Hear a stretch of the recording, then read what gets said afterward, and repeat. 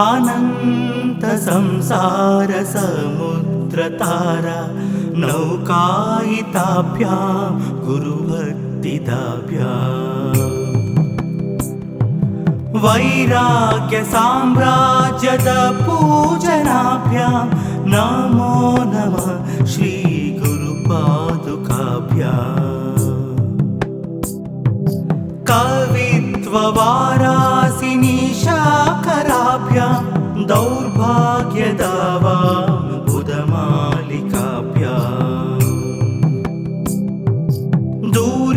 दूरीकृतानम्र विपत्तिताभ्यां नमो नमः श्री गुरुपादुकाभ्याम्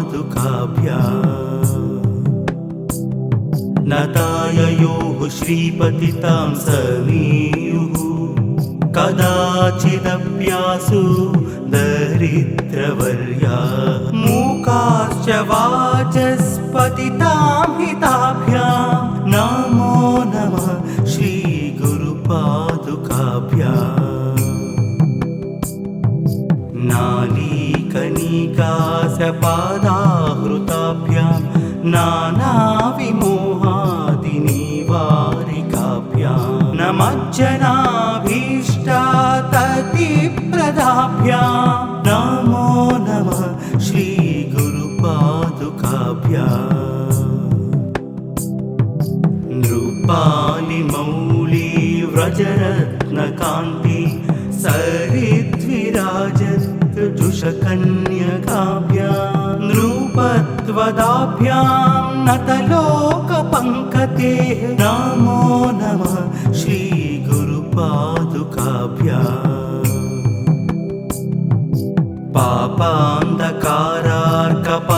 पापान्धकारार्कपरम्पराभ्यां तापत्रयाहीन्द्रखगेश्वराभ्यां जाढ्यादिसंशोणवाडवाभ्यां नमो नमः श्री गुरुपादुकाभ्याम्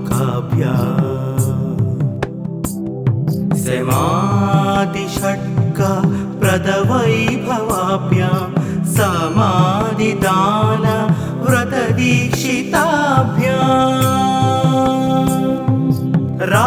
रामाधवान्द्री स्थिरभक्तिदाभ्यां नमो नमः श्री गुरुपादुकाभ्याम्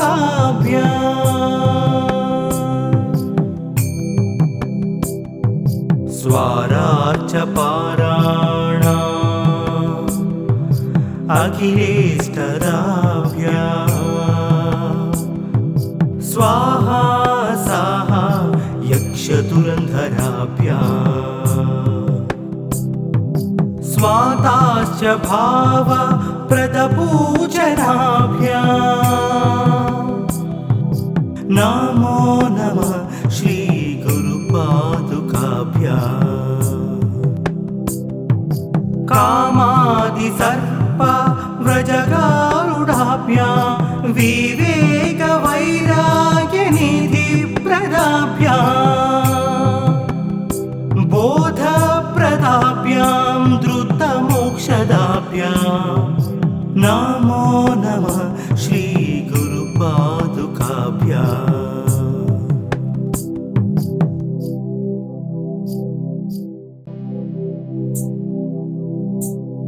अनंत संसार समुद्रतारा नौकायिताभ्यां गुरुभक्तिदाभ्याम् वैराग्य साम्राज्यद पूजनाभ्यां नमो नमः श्री गुरुपादुकाभ्याम् कवित्व वारासिनी शाकराभ्यां दौर्भाग्यदावां बुधमालिकाभ्याम् दूरीकृतानम्र विपत्तिताभ्यां नमो नमः श्री गुरुपादुकाभ्याम् नताययोः श्रीपतितां समीयुः कदाचिदप्यासु दरिद्रवर्या मूकाश्च वाचस्पतितां हिताभ्यां नमो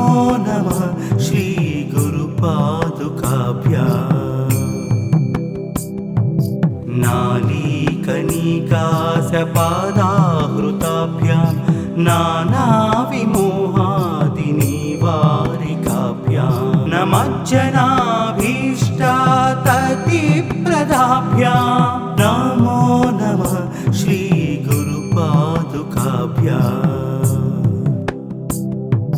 नृपालिमौली व्रजरत्नकान्ति सरिद्विराजत्जुषकन्यकाभ्यां नृपत्वदाभ्यां नतलोकपङ्कते नमो नमः श्रीगुरुपादुकाभ्याम्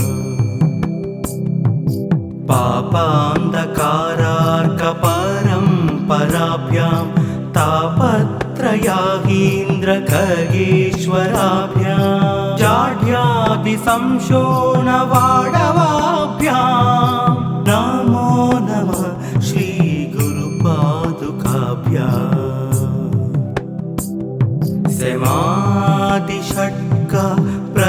समाधिषट्कप्रदवैभवाभ्यां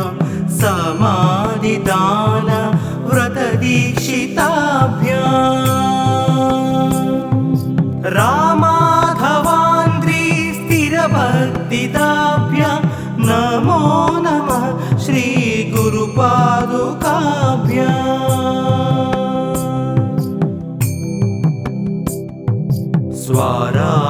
स्वारार्चपाराणा अखिलेष्टदाभ्यां स्वाहा साहा यक्षधुरन्धराभ्यां स्वाताश्च भावप्रदपूजनाभ्यां नमो नमः श्रीगुरुपादुकाभ्याम् कामादिसर्पव्रजगारुडाभ्यां विवेकवैराग्यनिधिप्रदाभ्यां बोधप्रदाभ्यां द्रुतमोक्षदाभ्यां नमो नमः श्रीगुरुपादुकाभ्याम्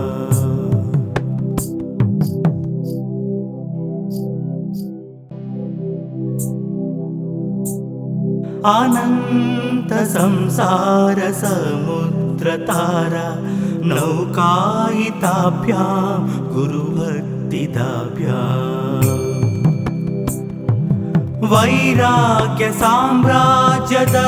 वैराग्यसाम्राज्यदपूजनाभ्यां नमो नमः श्रीगुरुपादुकाभ्याम्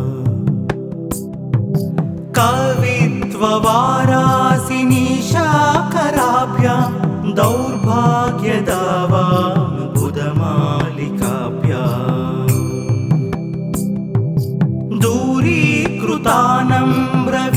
दूरीकृतानम्रविपत्तिताभ्यां नमो नमः श्रीगुरुपादुकाभ्याम् नताययोः श्रीपतितां समीयुः कदाचिदप्यासु दरिद्रवर्या मूकाश्च वाचस्पतितां हिताभ्यां नमो नमः श्रीगुरुपादुकाभ्याम्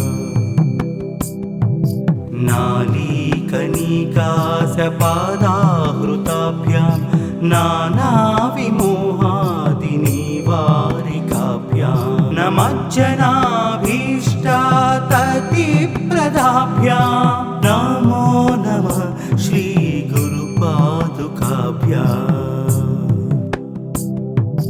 नृपालिमौली व्रजरत्नकान्ति सरिद्विराजत्जुषकन्यकाभ्यां नृपत्वदाभ्यां नतलोकपङ्कते नमो नमः श्रीगुरुपादुकाभ्याम्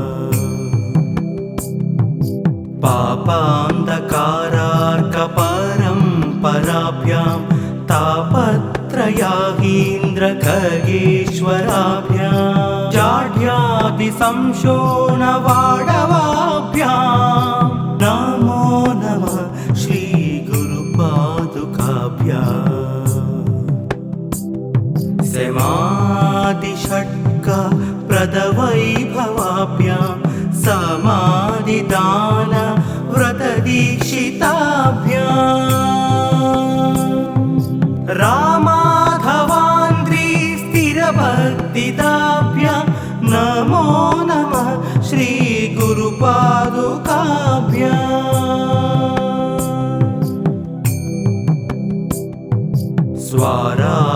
स्वारार्चपाराणा अखिलेष्टदाभ्याम् स्वाहा साहा यक्षधुरन्धराभ्याम् स्वाताश्च भाव प्रदपूजनाभ्याम्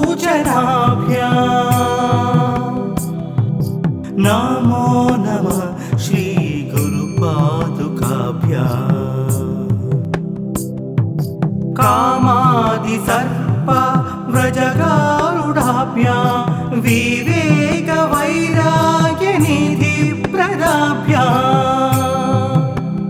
विवेकवैराग्यनिधिप्रदाभ्याम् बोधप्रदाभ्याम् द्रुतमोक्षदाभ्याम् नमो नमः श्रीगुरुपादुकाभ्याम्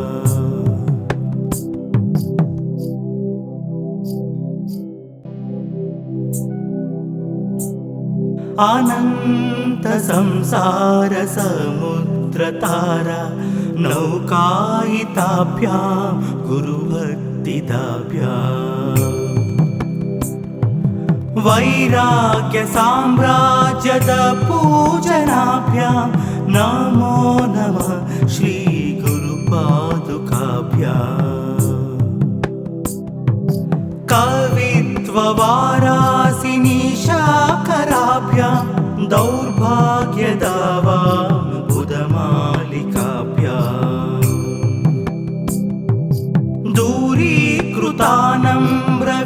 दूरीकृतानम्रविपत्तिताभ्यां नमो नमः श्रीगुरुपादुकाभ्याम् नताययोः श्रीपतितां समीयुः कदाचिदप्यासु दरिद्रवर्या मूकाश्च वाचस्पतितां हिताभ्यां नमो नमः श्रीगुरुपादुकाभ्याम् नालीकनिकासपादाहृताभ्यां नानाविमोहादिनिवारिकाभ्यां नमज्जनाभीष्टाततिप्रदाभ्यां नमो नमः श्रीगुरुपादुकाभ्याम्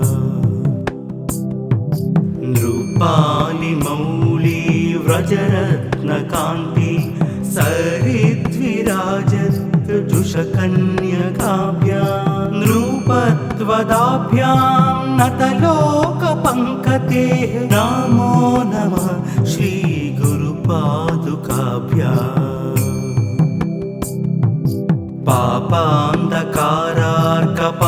पापान्धकारार्कपरम्पराभ्यां तापत्रयाहीन्द्रखगेश्वराभ्यां जाढ्यादिसंशोणवाडवाभ्यां नमो नमः श्रीगुरुपादुकाभ्याम्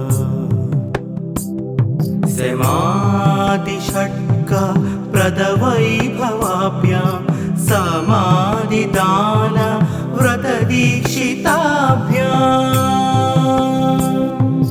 रामाधवान्द्री स्थिरभक्तिदाभ्यां नमो नमः श्रीगुरुपादुकाभ्याम् स्वारार्चपाराणा अखिलेष्टदाभ्याम् स्वाहा साहा यक्षधुरन्धराभ्याम् स्वाताश्च भाव प्रदपूजनाभ्याम् नमो नमः श्रीगुरुपादुकाभ्याम् कामादिसर्प व्रजगारुडाभ्यां विवेकवैराग्यनिधिप्रदाभ्याम्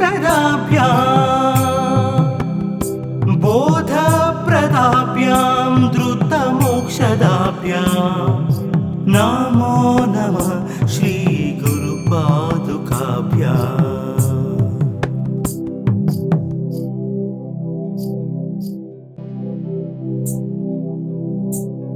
अनंत संसार समुद्रतारा नौकायिताभ्यां गुरुभक्तिदाभ्याम्। वैराग्य साम्राज्यद पूजनाभ्यां नमो नमः श्री गुरुपादुकाभ्याम्। कवित्व वारासिनी शाकराभ्यां दौर्भाग्यदावां बुधमालिकाभ्याम्। दूरीकृतानम्र विपत्तिताभ्यां नमो नमः श्री गुरुपादुकाभ्याम्।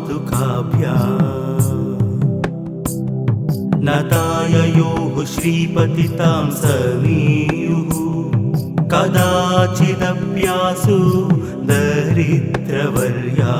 मूकाश्च वाचस्पतितां हिताभ्यां नमो नमः श्री गुरुपादुकाभ्याम्।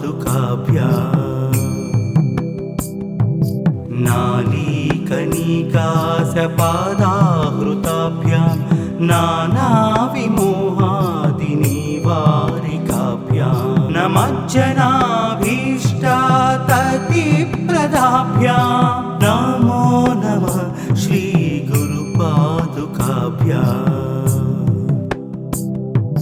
नृपालिमौली व्रजरत्नकान्ति सरिद्विराजत् जुषकन्यकाभ्यां नृपत्वदाभ्यां नतलोकपङ्कते नमो नमः श्री गुरुपादुकाभ्याम्। पापान्धकारार्कपरम्पराभ्यां तापत्रयाहीन्द्रखगेश्वराभ्यां जाड्यादिसंशोणवाडवाभ्यां नमो नमः श्री गुरुपादुकाभ्याम्। समाधिषट्क प्रदवैभवाभ्यां समाधिदान व्रतदीक्षिताभ्याम्। रामाधवान्द्री स्थिरभक्तिदाभ्यां नमो नमः श्री गुरुपादुकाभ्याम्।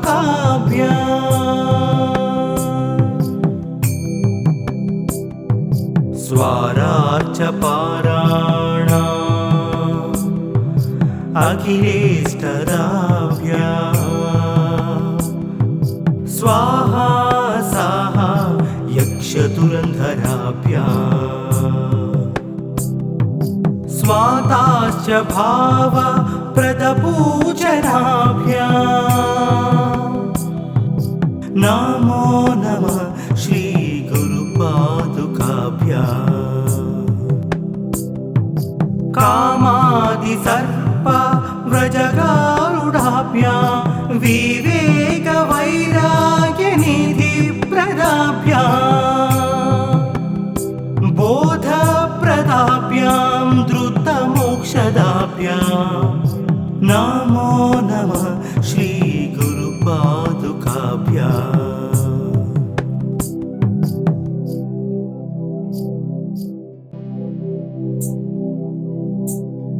अनंत संसार समुद्रतारा नौकायिताभ्यां गुरुभक्तिदाभ्याम्। वैराग्य साम्राज्यद पूजनाभ्यां नमो नमः श्री गुरुपादुकाभ्याम्। कवित्व वारासिनी शाकराभ्यां दौर्भाग्यदावां बुधमालिकाभ्याम्। दूरीकृतानम्र विपत्तिताभ्यां नमो नमः श्री गुरुपादुकाभ्याम्। नताययो श्रीपतितां समीयुः कदाचिदप्यासु दरिद्रवर्या मूकाश्च वाचस्पतितां हिताभ्यां नमो नमः श्रीगुरुपादुकाभ्याम्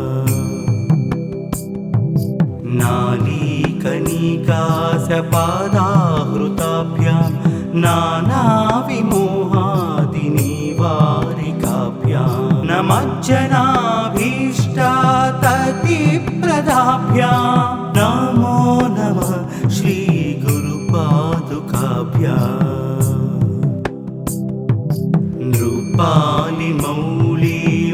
नृपालिमौलिव्रजरत्नकान्ति सरिद्विराजत्जुषकन्यकाभ्यां नृपत्वदाभ्यां नतलोकपङ्कतेः नमो नमः श्रीगुरुपादुकाभ्याम्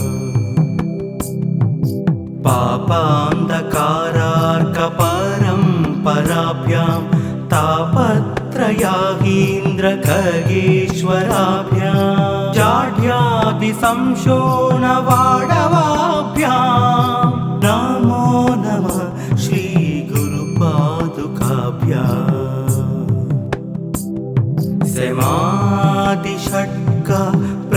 समाधिषट्कप्रदवैभवाभ्यां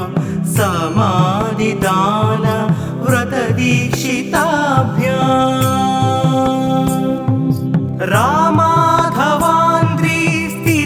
रामाधवान्द्रिस्थिरभक्तिदाभ्यां नमो नमः श्रीगुरुपादुकाभ्याम् स्वारार्चपाराणा अखिलेष्टदाभ्यां स्वाहा साहा यक्षधुरन्धराभ्यां स्वाताश्च भावप्रदपूजनाभ्यां नमो नमः श्रीगुरुपादुकाभ्याम्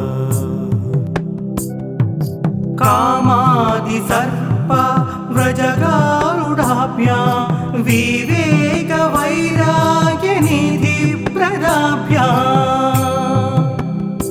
बोधप्रदाभ्यां द्रुतमोक्षदाभ्यां नमो नमः श्री